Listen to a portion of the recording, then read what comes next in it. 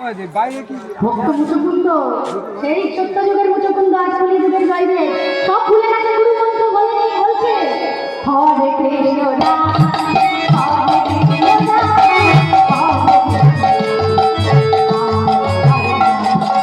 হরে কৃষ্ণ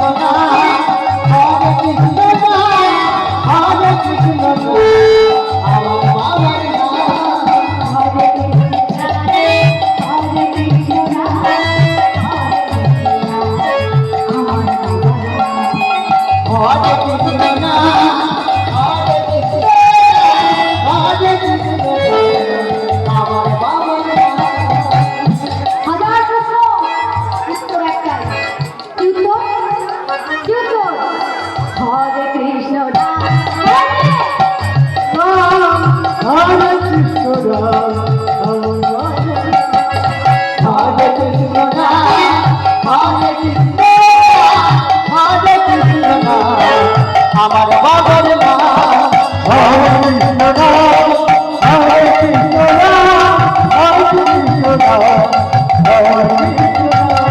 হরে কৃষ্ণ রাম হরে কৃষ্ণ রাম হরে কৃষ্ণ রাম হরে কৃষ্ণ রাম।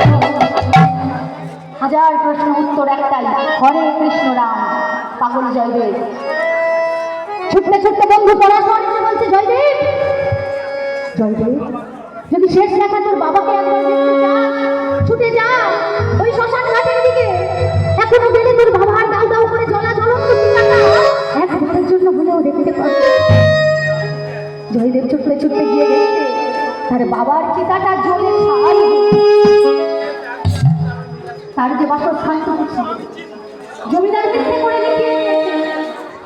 ওই বন্ধু পরাশর চিৎকার করে বলে উঠল, জয়দেব এই বীরভূমের মাটি তোর থেকে সব কিছু কেড়ে নিয়েছে। ওরে জয়দেব, আজ তুই পাগল হতে পারিস, আজ তুই উন্মাদ হতে পারিস, কিন্তু তুই যে একজন মস্ত বড় পণ্ডিত বিদ্বান, এই বীরভূমের মাটি তোকে সম্মান দিল না।